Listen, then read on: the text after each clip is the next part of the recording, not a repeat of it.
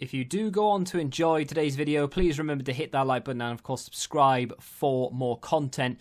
And if you need any coins for Ultimate Team to get a head start on the game, head to the link in the description. Use the code TVM for a discount at checkout. What is going on, guys? TVM here. Welcome back to a brand new video. And today we're going to look at the 80 rated David Neres. Now it could be David, no idea. Gonna call him David. Very, very cheap player right now. Of course, when he first came onto the market, when the game came out, well, not came out, but you know what I mean, when people started getting their hands on it on the 2nd of October, 1st of October, he was around 5-6k. I wouldn't say I started doing the review then. I started doing the review around the 5th, which means he would have been around 3 to 5k then. Now he's, 1,600 coins-ish. He's really, really cheap. So the review is kind of just like a, hey, you may not have thought of this guy. Links with a player that we reviewed earlier today. Actually, links with two of them. Fred, who I released earlier, links with him. Gets a nice soft link, but he gets a strong link to Quincy Promes, which is a very good player to have in attack. Even if you don't use him in the starting 11, you can bring him off the bench. The good thing about this, of course, is you can have that sort of left-hand side link. You can play Tagliafico at left back.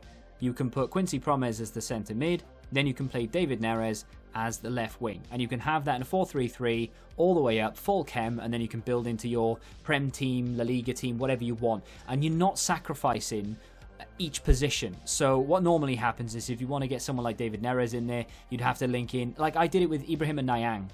I had to link in a Mets teammate, Maiga, who is a non-rare. He's okay, but he's not anything special, and I would definitely not have put him in there. I would have much preferred to play someone like Fred, but I couldn't because I needed the chem. With David Neres, there's no compromising. You get to use Quincy Promes. You get to use Tagliafico. You have a very strong left-hand side. So with the pitch out the way, 5-star skills, 3-star weak foot, medium work rates, good body type as well, nice and fast. I say that as in he is a lean body type. He's going to feel quicker than what he actually should do because he's only got 86 for sprint speed acceleration. That's not bad, but it could be better, could be quicker, right? The reason he's got 5 chem, by the way, I've explained this before in the Quincy Promes review, but if you missed it and you just want to know what David Neres is all about, this recording is of him on the bench. I'll show you the team in just a second that he actually played in. It was in a 4-4-2. Wasn't the best of size, but like I said, I did start this review maybe 5 days ago now. The reason it's taken so long to get it out is, again, I've explained this, it's just that, we've had loads of other things come out. The game launched, I've had certain players, I've packed certain players, and I've just been reviewing them. But as you can see, we've got Promes up front, we've got Neres on the left. You can get Teles in there now if you've got the ones to watch. Teles, for example, gets a nice soft link into Neres.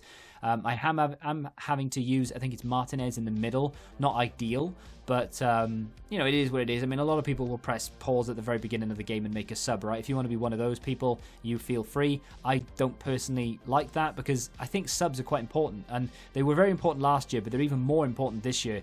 I find myself needing substitutes. Yesterday, I was drawing a game 1-1 with a guy who had 10 men. He was defending really well. He kept coming forward. And I brought on Luis Suarez, and he absolutely turned the game for me. We won it 2-1, but Luis Suarez was the player that started to get all the shots and it ended up scoring the winning goal. So subs are very important. And that kind of brings me on to not necessarily the don't press pause at the very beginning of the game, but it does bring me on to the likes of Quincy Promes and Neres. If you do decide that you don't want to start them, you can bring them on as subs. Promes in particular is a very good sub. Neres is very good for pace. Unfortunately, Neres doesn't quite live up to my expectation. He's not bad, like I said, he has pace, he feels very quick, he's got the agility, 90 agility, 86 balance, 86 sprint speed acceleration. If you put the right chem still on him, you can boost that even more. Not Maestro, what is it, Hawk? If you need to improve his finishing, for example, give him a Hawk, you get +5 acceleration, sprint speed. If you want to give him an engine, for example, you can improve that dribbling, agility, and balance goes up even more. The passing is improved. You have options. We'll talk about chem styles toward the back end of the video here, but you definitely have options. The unfortunate thing about him in front of goal is he's just not reliable. You cannot rely on this guy to score consistent goals. He will score goals, but, if I had to say, well, how many times out of 10 can you rely on him in front of goal? It would literally be 5 out of 10. It's a 50-50 whether you're going to get a goal or whether you're going to get a ball that just goes bang over the bar like that one. Timing on that. But I do like him. I think he offers a little bit more than some of your other really cheap players. Gets a lucky nod down to Harry Kane there, flicks it over, and unfortunately that is offside. We're going to talk through a few of these clips here because, as you can see, he's always going to be on that left-hand side. He's always barreling down, and he plays, and that's a good finish, to be fair. He is left-footed as well. The weak foot is a bit of a shame, although at this stage of the game, we have talked about it before, it's not as game-breaking at the moment as it probably will be later on in the game cycle, and the reason for that is because you're not playing against well-established players who have been playing this game for months and who know the ins and outs of it and who know how to defend and know which foot which player is, etc. Plus, you're also playing against fairly poor defenders, so they don't necessarily have the stamina, the pace, or the mobility that some defenders will have 3 or 4 months down the line. That was a goal from him there, really nice finish. I didn't actually expect him to score it, played the ball into him, went for goal, and just didn't really expect anything to come out of it. Nice chip across there, good finish from what was, I think, Harry Kane. He's more of a facilitator than he is a goal scorer, and that's what I really like about him. Look at that for a cross there.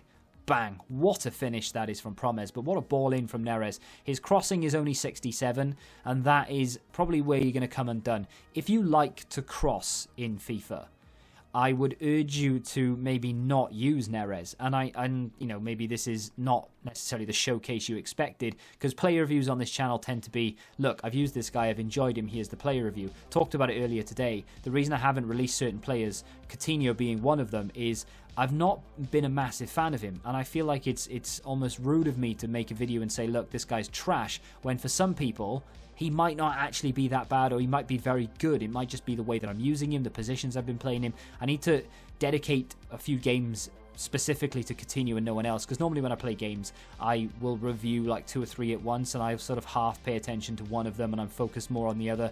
And Coutinho's been one of those players that, unfortunately, he's always been like 3rd in line when reviewing. So I do need to sort of take a step back and maybe focus on him a little bit more. But when it comes to Neres, crossing, not his forte. You can improve it. Like I said, if you give him, just looking around, I don't know, does an engine do it? Engine gives him +10 up to 77. It's usable. You've seen some of the crosses he can put in. They're not terrible. Some of them can be really accurate, but again, it's almost like a 50-60% chance of actually hitting the target. Very good off the bench in terms of pace, breaking through defenses if you want to bring him on as maybe a striker if you don't have that many coins. The unfortunate thing about this card really is that it doesn't have an awful lot left in the game cycle for me. It's okay at the moment. In a week or two, it's going to be dead and buried. You know, people are going to have built up the coins and got the bigger cards, got the informs, got the screen cards and the ones to watches and all the rest of it. And then this is going to be not useless, but just not as good as it is, or not as useful as it is right now. So if you need a card that is going to be fairly quick off the bench, or to link in your Quincy Promes,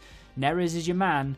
But unfortunately, it's not going to last too much longer. Let me know what you think in the comments section down below about David Neres. If you have enjoyed the player review, hit the like button, subscribe to the channel for new, of course, and until the next time, goodbye. Join the Betting Rebellion and find out what your football knowledge is really worth.